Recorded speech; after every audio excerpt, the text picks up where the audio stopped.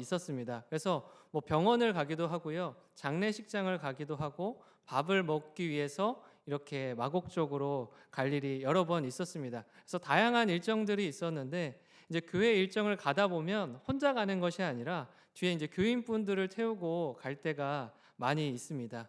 근데 이제 특히 권사님들이 많이 타시는데 그때마다 이제 마곡 쪽을 지날 때마다 항상 꼭 나오는 이야기들이 있습니다. 그게 뭐냐면 마곡이 원래 이런 곳이 아니었다라는 거예요. 예전에 마곡은요 완전 논밭이었고요, 풀밭이었고요, 완전 여기 허벌판이었다. 항상 그런 이야기들을 종종 해 주십니다. 그러면서 꼭 마지막에 한마디를 덧붙이는데 뭐라고 하시냐면 여기 논밭이었고 풀밭이었고 허벌판이었어요. 아무것도 없었어요. 이런 빌딩도 없었어요. 근데 마지막에 뭐라고 하시냐면 그때 내가 여기를 샀어야 되는데, 그때 내가 이 마곡을 땅을 그 논밭을 샀었어야 되는데 하는 이야기들을 꼭 하시더라는 겁니다. 한이 섞인 목소리로 내가 그때 왜 못 샀을까 하는 그런 마음들을 보여주십니다. 그때 내가 알았더라면 진작에 이 마곡 땅을 사고도 남았을 텐데, 마곡동에 이 미분양되었던 이 아파트들을 내가 사서 들어갔을 텐데, 이렇게 집값이 높이 솟아오를 줄 알았다면 내가 그렇게 했을 텐데 하는 아쉬움 섞인 이야기들을 종종 듣게 됩니다. 아마도 우리가 미래를 예측할 수 있다고 한다면 그 누가 사지 않았겠습니까? 지금 집값이 거의 뭐 10배, 20배 뭐 뛰었다 이런 얘기도 하던데, 그걸 알았다면 있는 돈 없는 돈 다 끌어모아서 아마도 그것을 살 수밖에 없었을 것이다 라는 겁니다. 그런데요, 우리들의 인생은요 한 치 앞도 예상할 수가 없기 때문에 그와 같은 일을 할 수 없다라는 겁니다. 오늘도 예상할 수 없고요, 내일 일도 예상할 수 없습니다. 전문가들과 또 전문 장비라고 해서 다릅니까? 그렇지 않습니다. 전문가들도요 정확하게 예측하기 위해서 많은 노력을 하지만 틀릴 때가 굉장히 많이 있습니다. 또 전문 장비로, 고급 장비로 들여와서 그것을 오차가 나지 않도록 하기 위해서 그렇게 비싼 돈을 주고 사와도 그것이 틀릴 때가 많이 있다라는 겁니다. 대표적으로 어떤 예가 있습니까? 대표적으로 가장 많은 예측에 실패하는 곳이 어디입니까? 기상정보센터 아니겠습니까? 오늘은 비 온대, 야 오늘은 눈 온대 하고 이렇게 우산 챙겨 해서 우산을 챙겨 나갑니다. 야 오늘은 너무 춥대 해서 옷을 또 따뜻하게 입고 나갑니다. 근데 그럼 어떻게 됩니까? 눈은 안 오고요, 비도 안 옵니다. 또 날씨는 왜 이렇게 더운지 옷은 벗어야 되고 우산은 덜렁덜렁 들고 다녀야 되고 이걸 버릴 수도 없고 가져다니기엔 귀찮고 이렇게 굉장히 큰 어려움을 겪게 된다라는 겁니다. 근데 이상하지 않습니까? 최신 슈퍼컴퓨터로 또 최고의 전문가들만 모아놓고 과학적으로 분석하고 조사해서 결과를 내리는 곳이 기상정보센터입니다. 근데 그게 왜 안 맞느냐 하는 겁니다. 이상하지 않습니까? 물론 맞을 때도 있지만 이제 더 이상 사람들은요 기상청을 신뢰하지 않습니다. 그래서 요즘 뭐라고 부르는지 아세요? 젊은이들은 기상청을 구라청이라고 부릅니다. 그래서 왜냐? 맨날 거짓말 한다는 거예요. 말하면 다 틀린다는 거예요. 맞는 게 없으니까 그렇게 진실하지 못하다 해서 구라청이다 이렇게 바꿔 부른다라는 겁니다. 이제 우리가 앞으로 살아갈 시대는요 인공지능이 발달해서 모든 것을 다 알려주는 그런 편리한 시대를 살게 될 것이다 라고 이야기합니다. 또 많은 것들을 예측할 수 있고 그것들을 통해서 많은 것들을 대비할 수 있을 것이다 라고 이야기합니다. 그런데 아무리 예측하려고 해도요 예측할 수 없는 우리의 미래의 일들이 있다라는 겁니다. 모든 것을 다 예측하고 싶지만 예측할 수 없는 것이 우리들의 인생이고 앞으로 우리가 걸어갈 인생의 여정이다라는 겁니다. 그렇다면 예측할 수 없는 이 시대의 흐름과 세상 앞에서 우리가 어떻게 대처해야 하느냐라는 겁니다. 그 답은요 결국 어디에 있냐면 하나님에게 있다라는 겁니다. 우리가 하나님 앞에 나아갈 수밖에 없고 나아가야만 하는 겁니다. 왜 그렇습니까? 그분에게 답이 있기 때문입니다. 우리 하나님은요 변하지 않으시는 신실하신 하나님이시기에 이러한 상황과 환경에도 영향을 받지 않으시는 겁니다. 이 땅 가운데에, 이 하늘과 땅 가운데에 오직 유일하게 변하지 않으시고 영향을 받지 않으시는 유일한 한 분이 계시다면 바로 하나님이시기 때문입니다.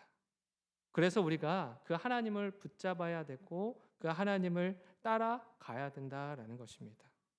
신실하신 하나님께서는요, 우리를 창조하실 뿐만 아니라 우리의 인생을 계획하시고 그분의 시간표에 맞춰서 오늘도 우리의 발걸음을 인도하시기 때문입니다. 사람과 컴퓨터는 우리의 인생을 예측할 수 없지만 태초부터 우리의 인생을 계획하시고 또 시작하게 하셨던 그 이가 그 하나님이시기에 우리의 인생을, 우리의 미래 또한 계획해 놓으셨고 그 길 가운데 인도하실 것이기 때문에 그 변함없는 신실하신 하나님을 붙잡는 우리들이 되어야 한다라는 겁니다. 말라기 3장 6절 말씀에서도요, 이렇게 이야기합니다. 나 여호와는 변하지 아니하나니 그러므로 야곱의 자손들아 너희가 소멸되지 아니하느니라. 나 여호와는 변하지 아니한다. 이 땅에서는 날마다 하루가 다르게 변하지만 나는 결코 변하지 않는다라는 겁니다. 야고보서 1장 17절 말씀에서도요, 이렇게 이야기합니다. 온갖 좋은 은사와 온전한 선물이 다 위로부터 빛들의 아버지께로부터 내려오나니 그는 변함도 없으시고 회전하는 그림자도 없으시니라. 유일하게 변하지 않는 한 분, 그분이 바로 하나님입니다. 그렇기 때문에 변하지 않는 하나님을 우리가 붙잡고 나아가야 하는 겁니다.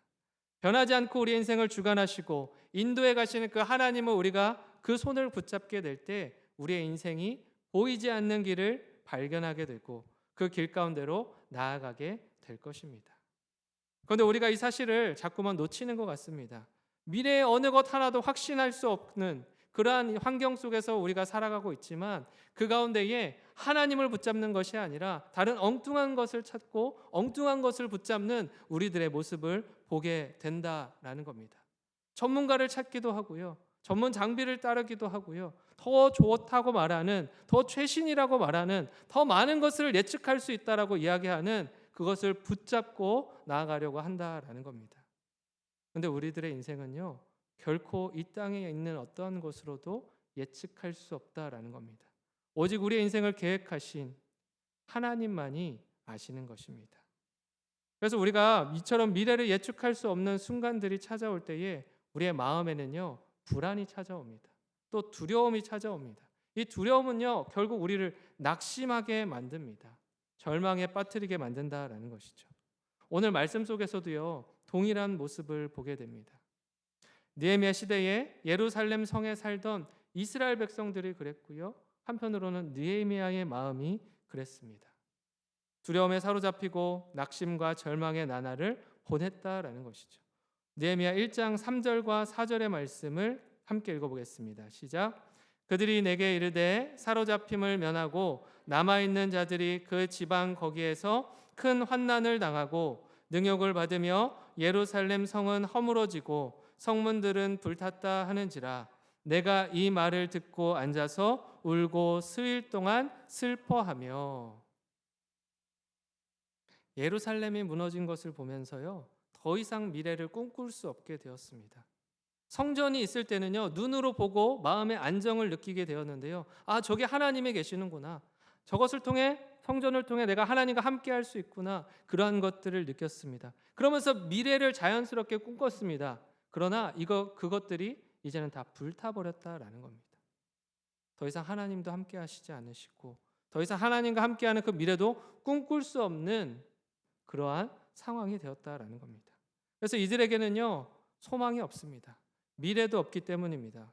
이제 하나님과 함께하는 다음의 시간도 우리에게 없다. 그러한 생각들로 인해 낙심하고 좌절하게 되었다라는 겁니다. 그 사실로 인해 더 이상 보이지 않는 미래로 인해 두려움에 떨었다라는 겁니다. 이 두려움과 낙심은요, 이 낙심의 시작은 더 이상 보이지 않는 꿈꿀 수 없는 미래에 대한 슬픔이었습니다. 하나님과 함께하는 인생은 이제 끝났다.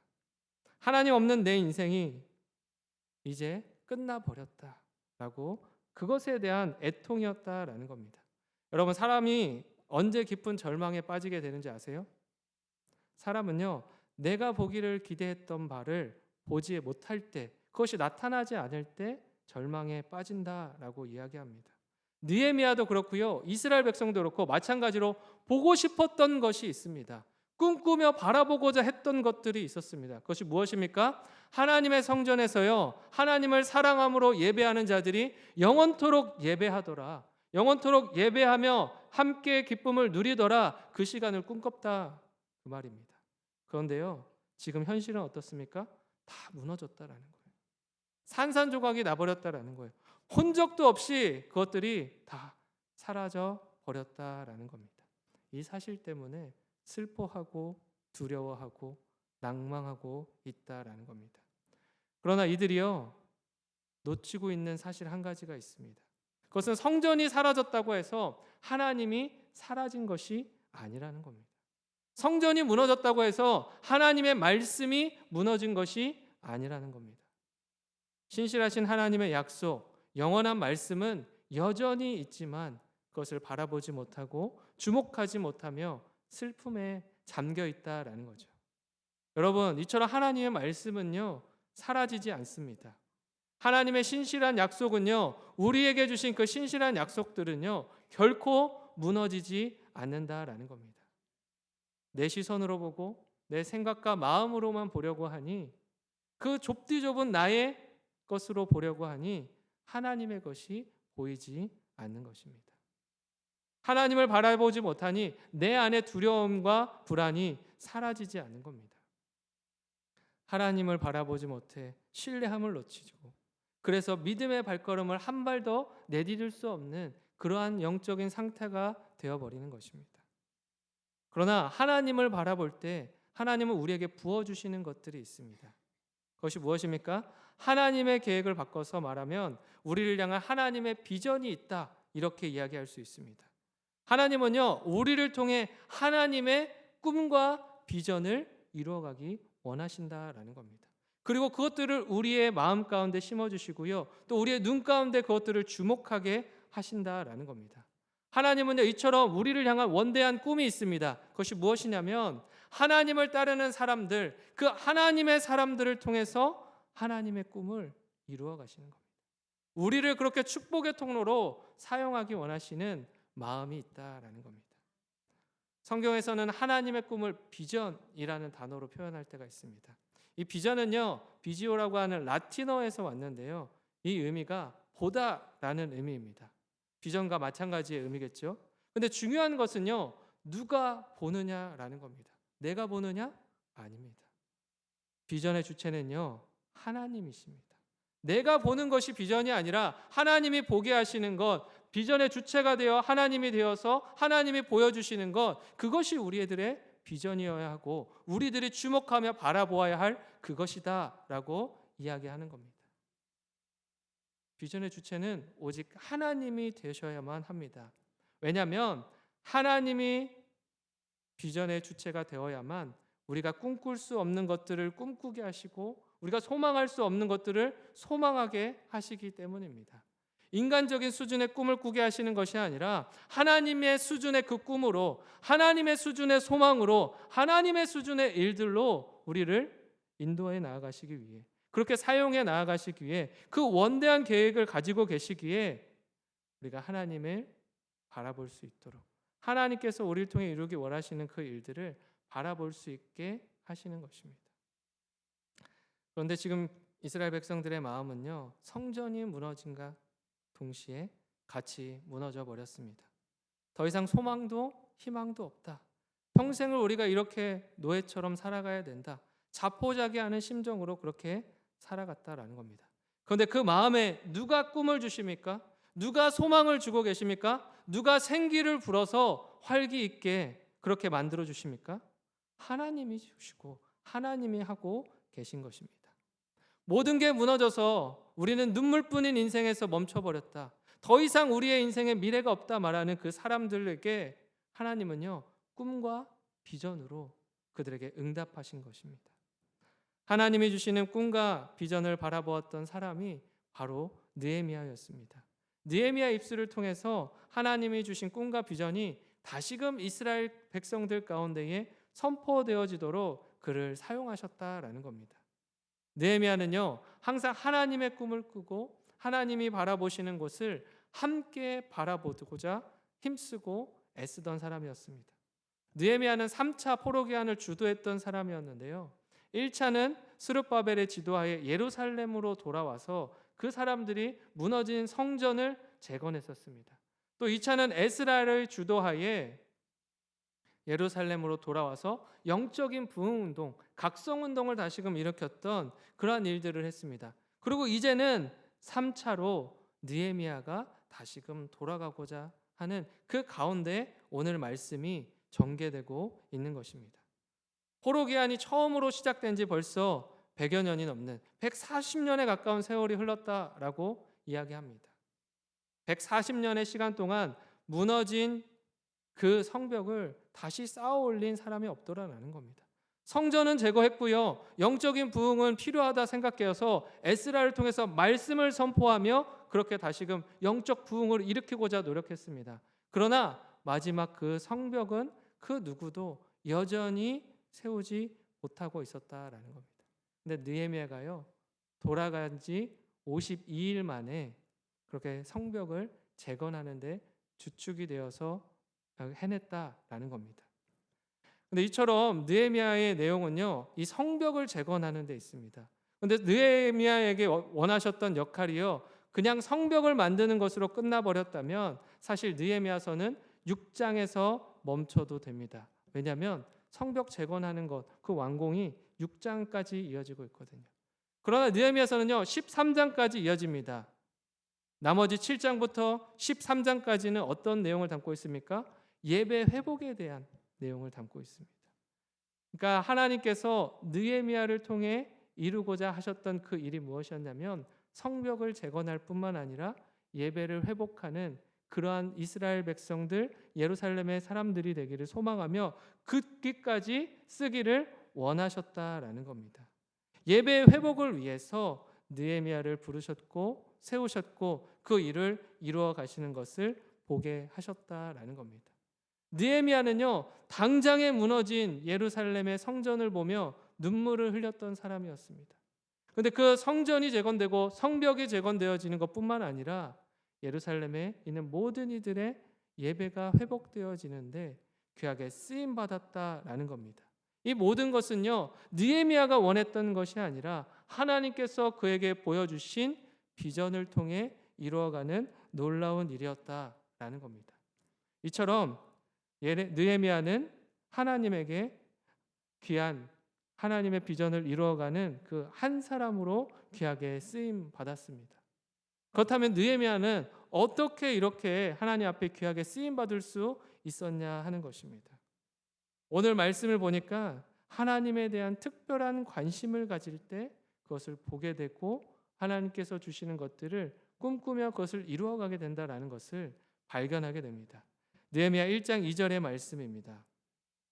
내 형제들 가운데 하나인 하나니가 두어 사람과 함께 유다에서 내게 이르렀기로 내가 그 사로잡힘을 면하고 남아있는 유다와 예루살렘 사람들의 형편을 물은즉. 어떠한 특별한 관심을 가지고 있습니까? 느헤미야는요, 지금 예루살렘과 사로잡힘을 면하고 예루살렘에 남아있는 모든 유다 사람들에게 관심이 있었다라고 이야기합니다. 그래서 그의 형제 중 하나인 하나니가 예루살렘에 다녀왔을 때요, 하나니에게 이제 형편을 묻는 겁니다. 예루살렘에 다녀온 하나니가 말을 채 시작하기도 전에, 상황을 알려주기도 전에 먼저 그 궁금증을 쏟아내고 있는 겁니다. 어떻게 되었는가? 어떻게 되었나? 사람들은 어떤가? 사람들의 신앙은 어떤가? 이런 것들을 먼저 묻고 있는 겁니다. 거기에 대한 관심을 계속해서 가지고 있었기 때문에, 주목하며 관심을 가지고 보고 있었기 때문에 그 일이 궁금했던 것입니다. 우리는 수없이 많은 일에 관심을 가지고 살아갑니다. 우리의 시선을 뺏고 마음을 뺏는 그런 많은 관심사가 있습니다. 느헤미야라고 달랐겠습니까? 더 많은 것들에 대한 관심이 갔을 것입니다. 그러나 느헤미야에게는 오직 어떤 관심이 제일 중요했습니까? 예루살렘에 대한 관심이었다라는 겁니다. 예루살렘에 있는 사람들의 신앙이 어떠한지 그것에 관심이 있었다라는 겁니다. 왜냐하면 이 관심은 하나님께서 예레미야에게 심어주신 특별한 관심이었기 때문입니다. 이 관심을 특별한 관심이라고 말하는 이유는 이 특별한 관심에는 거룩한 부담과 책임이 함께 동반되고 있기 때문입니다. 4절 말씀에서는요, 이렇게 이야기합니다. 내가 이 말을 듣고 앉아서 울고 수일 동안 슬퍼하며 하늘의 하나님 앞에 금식하며 기도하여. 느헤미야는요, 하나님의 이야기를 듣고 수일을 슬퍼하며 울었다 이야기합니다. 일이 이렇게 된 것에 대한 거룩한 부담과 책임을 느끼고 있기 때문입니다. 삶 가운데 마음에 거룩한 부담이 되는 특별한 관심이 생기는 일을 만나게 될 때가 있습니다. 이것은요, 사람의 생각으로 되는 게 아니고요, 하나님이 보여주시는, 하나님이 느끼게 하시는 그러한 것들 때문입니다. 하나님이 보여주시는 사람이 있고요, 하나님이 보여주시는 상황이 있습니다. 또 하나님이 주시는 그 마음들이 있다라는 겁니다. 그래서 그걸 하지 않으면, 외면하면은 내가 잠이 안 오는 그러한 마음의 부담이 차올라서 잠을 이룰 수 없는 그러한 상황들을, 그러한 사람들을 주실 때가 있다라는 겁니다. 그래서 더 특별히 관심을 가지고 주목하게 하시는 것이 있다라는 겁니다. 고 이태석 신부님을 잘 아실 겁니다. 그의 생애를 다룬 울지마 톤주 다큐멘터리 영화가 있습니다. 이 영화를 보는데요, 세상 사람들은 이 신부님을 이렇게 평가하겠다. 한마디로 참 미련한 사람이다. 참 미련한 생을 산 사람이다. 이렇게 평가하겠구나라는 생각이 들었습니다. 왜냐면요, 좋은 의과대학을 나왔습니다. 그러면 좀 잘 먹고 잘 살아볼 수 있는, 또 부모님을 호강시켜 드릴 수 있는 그런 환경 아닙니까? 또 본인의 지위도 좀 가져보고 그렇게 떵떵거리면서 살아볼 수 있는 그러한 인생이었는데, 아프리카 땅에 가서 그렇게 평생을 바치고 병이 들어 죽게 되는 그런 모습을 보면서 세상 사람들은 참 미련하다 생각하겠다, 그런 마음이 들었습니다. 근데 세상 사람들의 눈에는요, 미련해 보이는 인생입니다. 그러나 하나님의 눈에는 어떠합니까? 그 무엇보다도 가장 아름다운 인생을 산 사람이다, 이렇게 평가할 것입니다. 실제로 많은 사람들이요, 이태석 신부님에게 이렇게 질문을 하더랍니다. 신부가 아니어도 의술로 많은 사람을 도울 수 있고 살릴 수 있지 않습니까? 또 한국에 가난한 사람들이 넘치는데 왜 아프리카 저 수단까지 가서 그들을 돕느냐라고 묻더라는 겁니다. 거기에 뭐라고 대답했냐면 이렇게 대답하더라는 겁니다. 제가 많은 것이 부족해도 여기 와보니까 무엇인가를 할 수 있을 것 같았습니다. 그런 느낌 때문에 결정했습니다. 그 순간에 내가 여기 와야겠다 결정했다라는 겁니다. 이 마음이요, 사실은 인간적인 마음이 아니었음을 보게 됩니다. 이어지는 인터뷰를 보니까요, 이렇게 이야기합니다. 나는 잘 모르겠다. 다만 내 삶에 영향을 준 아름다운 향기가 있다. 가장 보잘것없는 이에게 해준 것이 곧 나에게 해준 것이라는 예수님의 말씀. 그 말씀 때문에 내가 여기 있다라는 겁니다. 이것 때문에 내가 여기에 있다. 내가 머나먼 아프리카 땅 가운데 존재하는 이유가 여기에 있다라는 겁니다. 바로 예수님의 말씀 위에 있다라는 것을 고백하고 있는 겁니다. 그냥 예수님을 따라 걷다 보니까, 예수님이 보여주시는 이들을 향해서 따라 걷다 보니까, 하나님이 심어주신 그 특별한 관심의 대상들을 바라보게 되니까 내가 그냥 여기에 있더라라는 겁니다. 이 거룩한 부담과 책임을 가지고 그 길로 나아가기를 결단했던 겁니다. 언젠가부터 목회자들 사이에서 목회를 할 때 중요하게 다뤄야 할 부분이 한 가지 생겼습니다. 그것은 무엇이냐면 성도들에게 최대한 부담을 주지 않는다라는 것이었습니다. 왜 그럴까요? 부담을 주면 도망을 가기 때문입니다. 섬김도 내려놓는다고 하고 교회도 안 나온다고 하고 다 포기하겠다고 하니까 최대한 부담을 주면 안 된다. 그래야 성도들과 잘 지낼 수 있다, 이렇게 얘기를 하더라고요. 근데 여러분, 하나님의 꿈과 비전은요, 거룩한 부담을 떠안는 것으로부터 시작이 됩니다. 내 관심이 아니라 하나님이 주목하시는 특별한 관심 가운데에, 그 거룩한 부담 가운데에 시작이 된다, 이 말입니다. 여러분, 정말 하나님의 꿈을 이루어가는 사람이 되기 원하십니까? 그렇다면 하나님의 시선을 주목하셔야 됩니다. 그리고 하나님이 보게 하시는 그 사람을, 그 상황을, 그 모든 것을 나에게 주신 것으로 받아들이고 그것 가운데에 함께 하겠다 결단할 수 있어야 합니다. 때로는 이 일 때문에요, 이 거룩한 부담감 때문에요, 마음이 힘들어질 수도 있습니다. 또 눈물이 흘릴 날도 분명히 있을 것입니다. 왜냐? 느헤미야도 그랬거든요. 4절 말씀에 이렇게 얘기합니다. 내가 이 말을 듣고 앉아서 수일 동안 슬퍼하며 하늘의 하나님 앞에 금식하여 기도하였다. 수일 동안 슬퍼했다. 또 이 기간을 보니까 몇 개월 동안 슬퍼하며 이렇게 눈물을 흘리며 기도했다라는 것을 발견하게 됩니다. 이 특별한 관심, 이 거룩한 부담감은요, 정말 마음을 힘들게 했다라는 것을 발견하게 되는 것입니다. 이 일을 듣고 우리도 느헤미야처럼 여러 날 동안 슬퍼할 수 있습니다.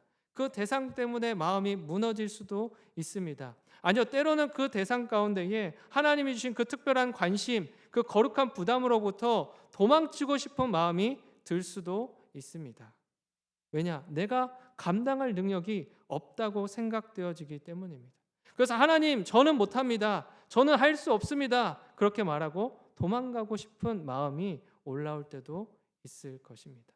그러나 우리는요, 느헤미야를 통해서 방법을 발견하게 되는 거예요.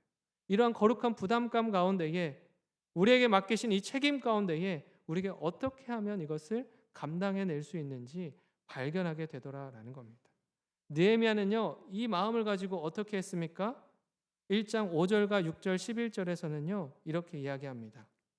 이르되 하늘의 하나님 여호와여, 크고 두려우신 하나님이여, 주를 사랑하고 주의 계명을 지키는 자에게 언약을 지키시며 긍휼을 베푸시는 주여 간구하나이다. 기도했다라는 겁니다. 6절입니다. 이제 주의 종들인 이스라엘 자손을 위하여 주야로 기도하며, 11절입니다. 주여 기도하오니 귀를 기울이사 종의 기도와 주의 이름을 경외하기를 기뻐하는 종들의 기도를 들으시고 오늘 종이 형통하여 이 사람들 앞에서 은혜를 입게 하옵소서 하였나니 그때에 내가 왕의 술간원이 되었느니라. 하나님께서 주신 거룩한 부담을 가지고 느헤미야는 어떻게 하냐면 하나님 앞에 기도하는 거예요. 내가 할 수 있는 것이 아니라 하나님께서 도우셔야 함을 분명히 알고 기도하고 있다라는 겁니다. 하나님, 나를 불쌍히 여겨주십시오. 하나님, 나를 긍휼히 여겨주십시오. 하나님 은혜와 사랑으로 우리의 삶을 붙들어 주십시오. 하나님이 주목하게 하시고 거룩한 부담을 느끼게 하는 그 일 가운데에 그 일을 능히 감당할 수 있도록 하나님께서 도와주십시오. 그렇게 밤낮 없이 하나님 앞에 기도했더라라는 겁니다. 느헤미야가 부담스러웠던 특별한 관심을 간절한 기도로 승화시켰을 때 하나님은 느헤미야에게 어떤 일을 행하셨냐면 11절을 보니 그때에 왕의 술관원이 되었더라라고 이야기합니다. 그것을 감당할 수 있는 자리를 주셨고요, 감당할 수 있는 능력을 허락해 주셨다라는 겁니다. 느헤미야는요 이 사실을 알았습니다. 그냥 성공할 수 있는 자리에 내가 앉게 되었구나, 그렇게 생각한 것이 아니라, 높은 자리에 내가 앉아서 좋구나 이렇게 생각한 것이 아니라, 이 자리가 앞으로 하나님께서 나를 위해 이루기 원하시는 그 일들을 위해 꼭 필요한 자리구나 라는 것을 알았다라는 겁니다. 우리가 하나님 앞에 간절히 기도하며 나아갈 때에 하나님께서는요 우리에게 세워주시는 자리가 있습니다. 또 채워주시는 은혜가 있습니다. 채워주시는 능력이 있습니다. 그러나 그것들이요 나의 어떠한 것을 이루기 위한 것이 아니라 하나님의 꿈을 이루어가는 도구를 위해서 우리에게 허락하신 것임을 우리가 알아야 한다라는 것입니다. 높은 자리에 서는 것이 꼭 안 좋은 것이 아닙니다. 이 자리가 나의 높임을 위한 자리가 아니라 하나님께서 세우시고 하나님의 꿈을 이루어가기 위한 첫걸음의 자리라는 것을 아는 사람에게는요 그 역시 더 큰 축복의 통로가 될 수 있기 때문입니다. 그래서 우리가 가장 먼저 앉기를 간구해야 할 것은요 높은 자리가 아닙니다. 좋은 자리가 아닙니다. 바로 기도하는 자리이고 하나님이 세우신 자리라는 것입니다. 그 무엇보다도요, 먼저 기도하는 사람이 될 수 있기를 바랍니다.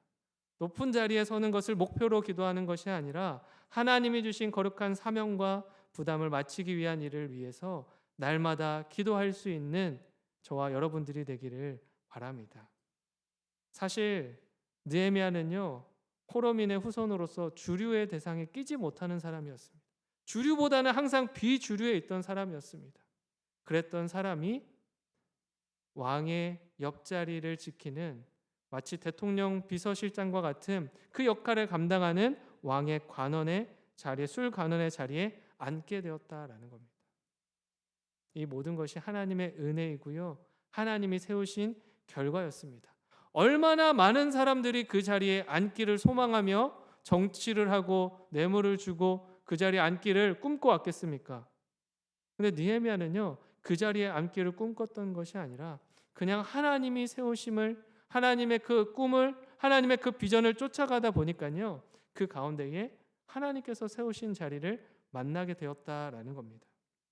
그래서 느헤미야는요, 왕의 술관이 되었다는 그 사실에 만족하지도 않고요, 기뻐하지도 않고요, 그냥 다음을 향해서 또다시 나아갑니다.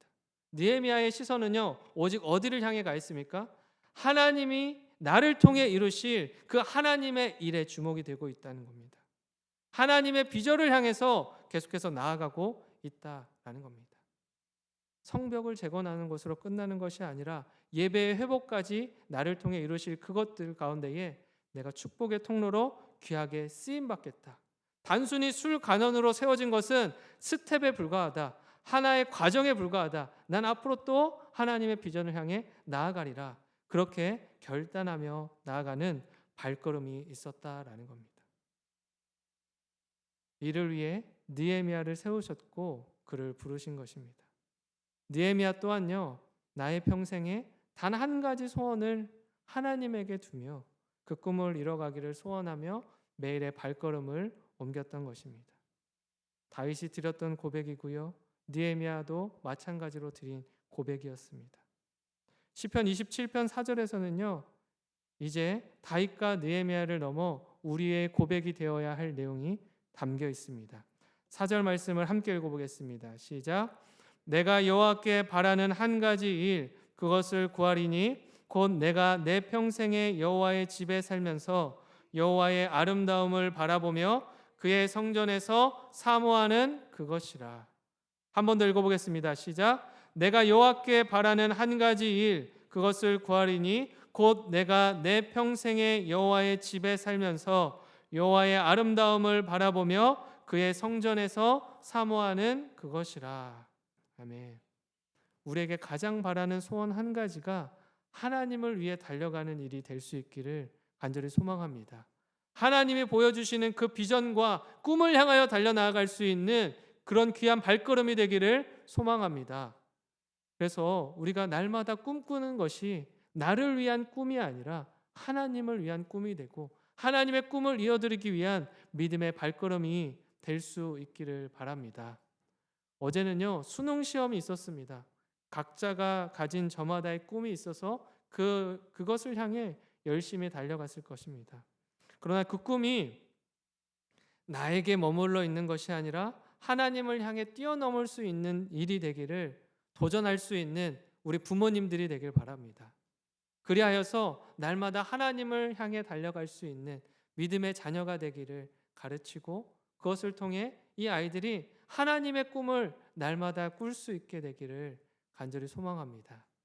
때로는요, 어떤 부모님들은 자신의 못다 이룬 꿈을 자녀들이 이뤄주기를 바라는 마음들이 있습니다. 그리고 그런 것들을 막 교육할 때가 있습니다. 그러나 우리의 꿈을 이루는 도구가 아니라 하나님의 꿈을 이루는 도구가 되게 그 길을 안내해 주실 수 있었으면 좋겠습니다. 그래서 부모나 자녀나 이 자리에 있는 모든 성도들 모두가 함께 하나님의 꿈을 꾸고 하나님의 일을 위해서 그렇게 믿음의 발걸음을 내디딜 수 있는 모든 영신의 성도님들의 되길 간절히 소망합니다. 이 시간 우리 결단의 마음으로 찬양할 건데요, 이 결단의 마음으로 찬양할 가사의 내용이 이렇습니다. 다윗이 드렸던 이 가사의 그 고백과도 같은데요. 제가 가사를 한번 읽어드리겠습니다. 이 가사의 제목은요, 소원입니다. 소원인데 어떤 소원인지를 한번 들어보시면 좋겠습니다. 주님, 내가 주의 장막을 사모합니다. 오직 주의 임재를 갈망합니다. 주의 집에서의 하루가 다른 곳의 첫날보다 좋으니 주 사랑 안에 머물며 사랑 노래합니다. 나의 평생에 주의 아름다우심을 보며 사랑 노래하는 것, 나의 왕 대신 주님의 얼굴을 구하며 주 사랑 안에 머물며 사랑 노래합니다. 이것이 우리들의 진실한 고백이 될 수 있었으면 좋겠습니다. 다른 이들의 고백이 아니라 오늘 이 시간 내가 하나님 앞에 드리는 나의 고백, 나의 신실한 그 고백이 될 수 있기를 바랍니다. 다른 그 어떠한 것 없어도 내게 하나님이 있다면 나 하나님으로 만족합니다. 하나님 한 분으로 충분합니다. 그렇게 우리가 날마다 하나님의 그 선하고 아름다우신 그 계획을 바라보며 오직 하나님의 자녀로 살아가기를 소망합니다. 그 결단의 고백을 이 시간 함께 드릴 수 있었으면 좋겠습니다. 이 시간 그 귀한 마음으로 함께 찬양하겠습니다. 주님, 내가